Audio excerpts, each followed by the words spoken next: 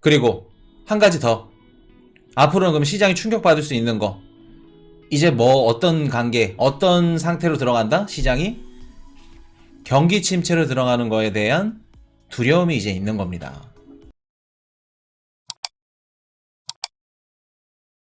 자, 비트 16.0K, 15.9K까지 찍었다가 다시 올라왔죠. 16K입니다. 일단은 가격이 좀 빠지고 있고, 지금 뭐 어떤 사태로 인해서 이렇게 시장이 하방 압력을 받고 있는지는 우리 저번 실시간 방송 보신 분들 다들 알고 계시죠. 자, 리플 487원. 리플 제가 그 가격 간다고 말씀을 드렸었는데 똑같이 이제 향해서 가고 있습니다. 비트 2200, 이더리움 150, 이더리움 150. 요거 중요하죠. 요거 내일 멤버십 분들 방송 나갈 겁니다. 자, 그리고 뭐 알트들도 좀 많이 빠졌어요. 전체적으로 봤을 때 폴리곤 1100, 뭐 스텔라 120, 뭐 이런 식으로 빠지고 있고. 자, 미국 증시. 저번 주에 일단 제일 중요한 지표가 뭐였냐면 연준위원들 발표가 있었죠. 저번 주에 발표가 있었고, 코인이슈 예상대로 매파적인 발언들이 쭉 나왔습니다. 블러드 여는 총재는 최종금리를 7%까지도 얘기를 하는 그런 매파적인 발언을 쏟았죠. 근데 매파적인 발언 속에 또 비둘기파적인 발언도 있었어요. 그거는 제가 한번 다뤄드리고. 자, 물가 진정세에도 미 연준위원들 통화긴축 강조, 시장 기대 제동. 저번 주 제일 중요한 지표가 연준위원들 발표였죠. 12명 중에 11명이 발표를 했는데 하나같이 다 매파적인 말들을 했습니다. 매파적인 말들을 했고, 일단은 매파적인 말들 속에서도 보시면 좋은 이야기가 오고 갔다. 두말하는 미 연준의 난감한 시장, 이러지도 못하고 저러지도 못한다. 더 높이 인상한다. 대신 속도는 조절해준다. 이게 하이라이트였죠. 일단은 12월 50bp는 거의 기정사실화 되어 있습니다. 그래서 75bp를 연이어선 하지 않겠다. 50bp 하겠다. 그렇게 시장이 지금 받아들이고 있고, 아마 코인이슈 개인적인 생각도 12월 15일날 50bp 갈 겁니다. 50bp 갈 건데, 제일 중요한 건 이제 최종금리가 제일 중요하지. 최종금리가 5%에서 5.25까지, 그리고 막 이제 겁을 주려는 멘트겠지만, 물론 이제 실현 가능성도 없고 7%까지도 얘기가 나왔죠. 그래서 이런 얘기를 딱 봤을 때 연준위원들은 지금 미국 자산 시장이 상승하는 거를 좋아한다, 싫어한다? 싫어한다. 좋아하지 않는다. 자산 시장 상승이 연동되면 어떻게 돼요? 이어지면 연준이 우려하던 물가가 튀어오른다. 그렇기 때문에 자산시장 가격 상승은 물가 상승에 이바지한다. 그렇기 때문에 연준은 미국 증시가 올라가는 것을 원하지 않는다. 그렇게 보시면 되겠습니다. 그래서 매파적인 발언들을 계속해서 쏟는 거예요. 일부러. 안 된다. 물가 최종금리 높일 거다. 물론 속도 조절해야 된다. 이런 것들은 시간을 벌어야 되니까. 왜? 지금 미국 채권 시장에도 지금 문제가 생겼죠. 유동성 부족 문제가 생겼기 때문에 속도 조절을 계속 얘기를 해줘. 그럼 채권자들 입장에서 헷갈리는 겁니다. 채권 투자자들, 뭐 미국 주식 투자자들도 마찬가지고. 그래서 두말하는 연준의 난감한 시장, 어떻게 대처를 해야 되냐. 자, 이렇게 지금 보고 있는데, 달러 더 오른다. 지난달 달러 예금 75억 달러 늘어. 일단은 달러 강세가 나오면서 지난달에 75억 달러 예금이 늘었다고 합니다. 그래서 뭐 이런 식으로 늘고 있고, 유로화 예금은 줄어들었고, 다른 이제 통화들도 다 줄어들었고, 이런 식으로. 이제 엔화는 늘었죠. 또 엔저다 보니까 가치가 또 상승할 거를 또 이렇게 좀 기대 심리에 있는데, 보시면은 원달러 환율이 다시 한번 또 튀었습니다. 14원 급등을 했어요. 1350원대로 올라서 보시면은 뭐 지금 원달러 환율이 다시 튀었고, 일단 코인이슈가 말씀드렸던 연말 그리고 내년 상반기까지 달러 강세는 한 차례 더 남았다, 한번 튈 거다 라고 말씀을 드렸고, 지금 다시 한번 달러 강세로 이렇게 튀고 있습니다. 일단은 연준위원들이 저번 주에 매파적인 발언들을 했기 때문에 최종금리 더 올라가겠네, 그러면 달러 강세 쭉 이어지는 거죠. 그래서 미국 10년물 국채금리도 쭉 오르는 상승을 다시 3.8까지 찍었죠.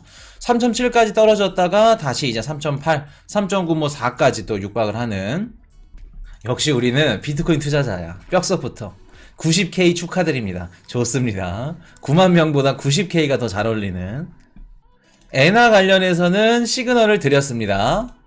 엔화 매수에 관련해서 지난 방송 한번 꼭 보세요. 조이보이님 보시고. 자, 그래서 지금 환율 이렇게 되어 있고, 지금 국제 유가가 80달러가 붕괴가 됐어요. 자, 요것도 중요한데, 자, 국제 유가가 원유 수요 우려에 80달러가 붕괴됐다.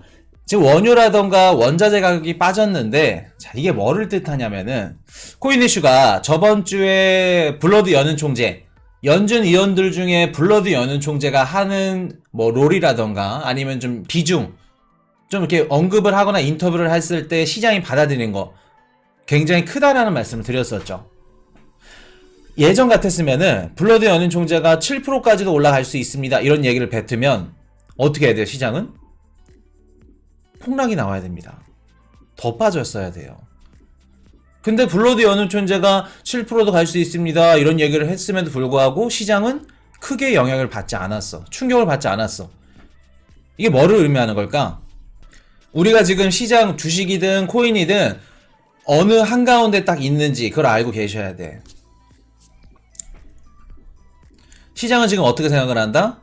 물가는 이미 9.1% 딱 찍었을 때, 미국 CPI 그때가 정점을 찍었고, 물가는 점점 떨어질 거고, 인플레이션도 인플레이션이 제외죠. 물가는 점점 떨어질 거고, 물가 정점론이 계속해서 확산이 되고 있죠. 그러다 보니까 금리 어차피 너네 12월 50bp 올릴 거잖아. 뭐 내년에 또 올려봤자 뭐 최종금리 5%에서 5.25 하겠지. 이미 시장은 지금 금리와 물가에 어느 정도 반영이 되어 있다. 이제는 지겹다라는 겁니다. 그리고 한 가지 더. 앞으로는 그럼 시장이 충격받을 수 있는 거.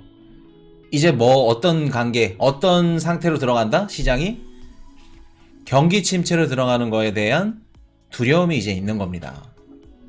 보시면은 원유 수요 우려에 80달러 붕괴. 최근 들어서 원자재 가격이라든가 이제 선물하시는 분들, 원유 가격이나 원자재 요런 거 지금 가격을 계속해서 추이를 보시는 분들은 좀 아실 거예요. 먼저 아실 겁니다. 중국이 코로나를 확산했네, 뭐 봉쇄했네, 아니다, 뭐 완화를 했네, 이 기사에 따라서 유가가 계속해서 왔다 갔다 올라갔다 떨어져. 그게 무슨 뜻이에요? 아, 경기 침체로 인해서 수요가 부족하고, 아니다, 코로나 완화로 인해서 공장이 재가동이 될 거다. 쭉 가격 올라갔다가 떨어졌다가, 이제는 경기 침체, 기업들 실적, 이런 걸로 이제 우리 미국 주식이든 비트코인 시장이 이제 영향을 받는다는 겁니다. 물론 이제 당분간은 FTX 요 사태가 진정이 되지 않는 이상은 따로 간다고 말씀드렸었고, 그렇기 때문에 일단은 우리가 이제 앞으로 봐야 될 거는 뭐 금리, 높은 금리 뭐 이런 것도 중요하겠지만 제일 중요한 거는 이제 경기 침체로 시장이 이제 뭐 막연하게 미국이 경기 침체 뭐 들어가고 전 세계 글로벌 국가들이 이제 침체에 들어갈 거다, 뭐 스태그플레이션 얘기 나오고 뭐 이것저것 나왔죠. 근데 시장이 받아들이진 않았어. 피부로 느끼진 않았어. 근데 이제부터 느낄 겁니다. 아직까지도 못 느꼈을 수도 있어요. 왜? 미국 기업들 실적 발표가 2Q, 3Q가 너무 좋게 나왔어. 이번에 나스닥 S&P 500이었나? 미국 기업들 실적 발표 70%가 깜짝 서프라이즈 실적 발표가 됐어요. 그 뜻은 뭐예요? 아직 죽지 않았다. 저번 시간에 메이시스 백화점 매출이 뒤집어졌다까지는 아니고 예상치보다 상회를 했죠. 자, 그거 보고 뭐라고 말씀드렸죠? 아직 미국의 고소득층들은 수요가 안 깨졌다. 안 깨졌다.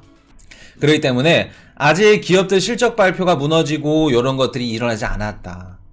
그럼 이제 내년 상반기, 내년 이제 2분기, 4Q, 그리고 2023년도 1Q, 앞으로 남은 이제 2분기 기업 실적 발표 때 무너지면서 기업들이 무너지고 고용시장이 고용시장이 무너지고, 그리고 신용 문제가 진짜 터질 때가 그때가 다시 한번 바닥을 볼 수 있다. 그렇게 보시면 되는데, 일단은 지금 이제 경기 침체로 넘어가는 과도기에 있다. 그렇게 보시면 될 것 같아요. 그래서 지금 뭐 원유 가격이라던가 뭐 원자재 가격이 계속 중국 기사 이슈에 그냥 왔다 갔다 해. 계속해서. 오늘 중국 얘기 한번 해드릴 겁니다. 자, 러시아 원유 가격 상한제. 뭐 원유 관련해서 가격이 뭐 이렇게 좀 기대를 해볼 만하다 하는 것들은 이제 12월 5일 날 이제 러시아 원유 가격 상한제를 하는데 이미 뭐 러시아가 뭐 인도든 중국이든 고객을 잘 만났어. 잘 팔고 있어. 그렇기 때문에 이게 원유 가격 상한제가 효과가 있을지 없을지는 한번 좀 뚜껑을 열어봐야 된다. 뚜껑을. 그렇기 때문에 요거 보셔야 된다는 12월 5일.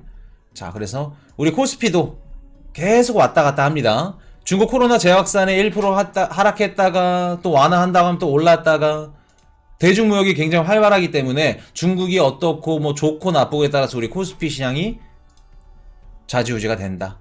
그래서 이런 것들 또 환율까지도 또 왔다 갔다 하죠. 자, 조 바이든 이번에 G20 정상회의 얘기를 하는데 조 바이든이 이런 얘기를 합니다. FTX 붕괴에 비트코인 가상자산 규제를 글로벌 가상자산 규제를 성립을 하자. 요 얘기를 합니다. 제니 옐런 누님도 성명서 발표하면서 기존의 금융권에서 했던 규제들을 우리 코인 시장에 대입을 해야 된다. 이런 얘기를 했죠. 자, 요거 한번 다뤄드리고. 자, 한국은행 금통위 D-Day 3 기준금리 인상 속도 조절 나서나. 우리 한국 시장 코스피 뭐 삼성 투자하신 분들 뭐 네이버 카카오톡 마찬가지고 한국 투자자분들은 언제 가장 위험하다고 말씀을 드렸죠? 1233님 연말, 빠르면 이번 연말, 늦어도 내년 상반기. 왜? 24일날 기준금리 뭐 50bp 아마 가겠죠. 설마 25bp를 가는 그러진 않겠죠. 그래서 50bp는 가야 될 겁니다. 가야 될 겁니다. 아니라 가야 됩니다. 아무리 뭐 부동산 뭐 대출이 그렇고 뭐 변동금리 그러더라도 가셔야 돼. 원달러 환율 때문이라도 가셔야 되는데 뭐 50bp 가겠죠. 근데 50bp 가더라도 지금 연준에서 일단 50bp 금리 인상을 하게 되면 그 금리 스프레드가 지금 한 100bp 정도 차이가 납니다. 그렇게 되면 이번 연도 연말 내년 상반기까지 우리 한국 시장은 좀 힘들지 않을까, 힘들어지지 않을까라는 생각이 듭니다. 그리고 뭐 CPI 같은 경우에는 뭐 신흥국 국가 한국도 마찬가지고 계속해서 떨어지는 것보다는 올라가는 거를 또 무게를 둬야겠죠. 0.25 한다고 기사 나던데요. 아직 저도 확실해지진 않았죠. 근데 아마 50bp를 해야 되지 않을까 라는 생각이 들어요. 라는 생각이 드는데, 근데 참 진퇴양 라인이란 말이 좀 들어맞는 게 뭐냐면, 금리를 높게 올리면 또 부동산 가계대출이 힘들죠. 바로바로 변동금리이기 때문에 거의 몇 프로죠? 90% 가까이가 변동금리라 그러죠. 우리 가계대출이. 그러다 보니까 바로 직격탄을 맞는다. 우리 한국 시장 같은 경우 부동산 시장이 깨지면 중국이랑 거의 비슷합니다. 1순위가 부동산이기 때문에 힘든데 또 25bp를 올린다. 그러면 외국인 투자 자금들 싹 다 빠져나가겠죠.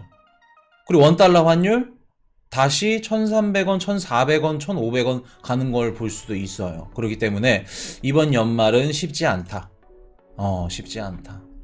그래서 거기다 또 추위까지 또 동반된다고 하면 또 원유 수요량부터 시작해서 에너지 이런 가격들도 무시 못하겠죠.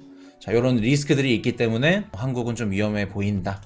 그렇게 말씀을 드릴게요. 자, 이거 정리 한번 해드릴게요. 자, 일정 한번 잡아드릴게요. 11월 23일 미국 신규 실업수당 청구 건수, 요거 중요하죠. 일단 12월 15일까지 고용지표 중요합니다. 그리고 FOMC 회의록, 이번 주에 가장 중요한 지표가 머니코인 이슈야 라고 물으시면 12월 24일날 목요일날 있을 연준 회의록 새벽 4시 발표됩니다. 연준 회의록이 뭔지 아시죠? 연준 회의록이 새벽 4시에 발표가 되는데 여기서 어떤 내용들이 발표가 될까? 예상을 해보자면 아마도 금리 인상 속도 조절, 뭐 좋은 내용이 들어가 있으면은 금리 인상 속도 조절 들어가겠지만 뭐예요? 최종 금리는 올라갈 거다. 매파적인 발언들이 들어가 있을 확률이 높다. 그렇게 되면 이거 한번 보셔야 돼. 자, 코인 이슈가 저번 주에 7% 블러드 연 총재가 얘기를 했는데 요게 두 가지 이슈가 두 가지로 분석이 됐었죠. 첫 번째는 이제 경기 침체로 넘어가는 거다 라는 거 하나, 그리고 두 번째는 아직 12월 15일 중간고사 기말고사 시험 날까지 아직 멀었기 때문에 시장 투자자들이 그래 7% 올려봐라, 매만 뭐라 그럴까? 우리 벼락치기 하는 것처럼 아직 많이 남았기 때문에 시장 투자자들이 이렇게 느끼지 못했다. 피부 체감상. 그렇게 말씀을 드렸는데, 만약에 이번 주 목요일날 매파적인 발언들이 들어가서 시장이 운다?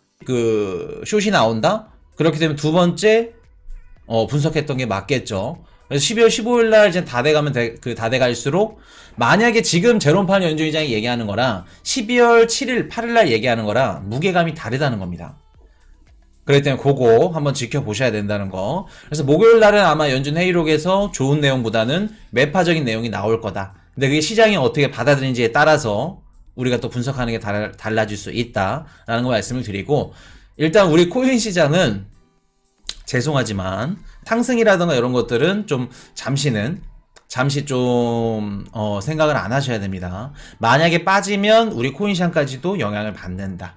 빠지는 건 같이 받고, 올라가는 건 올라갈 수는 뭐 단기적으로 올라가지만 또 다시 꼬꾸라진다. 그렇게 보시면 될 것 같아요. 그리고 11월 30일 날 유로존 소비자 물가 발표되고, 12월 1일 날 근원개인 소비 지출, 요것도 중요하죠. 그래서 이번 주 요거, 다음 주 요거, 그리고 연준 베이지북까지 같이 발표가 됩니다.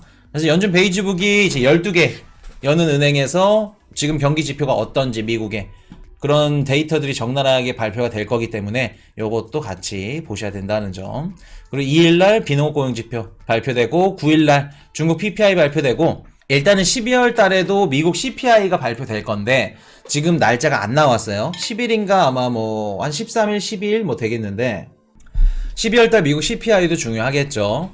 근데 12월 CPI는 쉽지 않습니다. 7.7%보다는 좀 높게 나오지 않을까 라는 생각이 들고,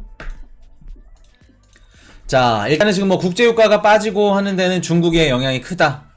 중국의 영향이 크고, 그리고 보시면은 이제 우리 시장이 높은 물가, 금리 인상 이런 것들보다는 경기 침체나 리세션에 초점을 지금 두고 있고, 중국이 뭐 코로나 재확산한다, 수출 감소 우려된다 이런 얘기들 나오면 시장은 위축을 하고 있는 상황이죠.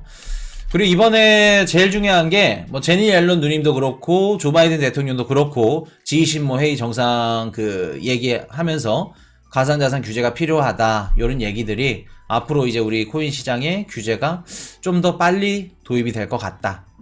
그렇게 보시면 될 것 같아요. 요게 빠르면 빠를수록 좋아.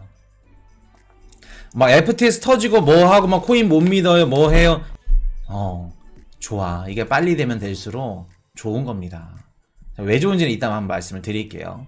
자, 이번 주는 미국 증시 개장 시간이 많이 없어요. 우리나라 시간으로 월, 화, 수 이렇게 개장을 하는데 이번 주에 추수감사절이 있죠. 그리고 또 월드컵이 있습니다. 그럴 때 좀 축제 기간에 뭐 깜짝으로 또 올라갈 수 있는 확률이 또 있겠죠. 근데 우리 코인 시장은 미국 증시 따라갈 수 없다. 그렇게 보시면 되고, 그리고 이번 주 가장 중요한 지표는 목요일날 회의록, 그렇게 말씀을 드리고 매파적인 내용들이 있을 겁니다. 그래서 만약에 요게 나온다 치면은 또 시장은 또 숏으로 가는 거고, 그렇게 보시면은 될 것 같아요. 그래서 시장은 지금 금리 인상 속도 조절 좋은 내용도 있고, 아니다 최종금리 올려야 된다 이런 매파적인 언급들이 있기 때문에 혼동을 하고 있는 상태다. 그렇게 말씀을 드릴게요. Hey, I got a confession.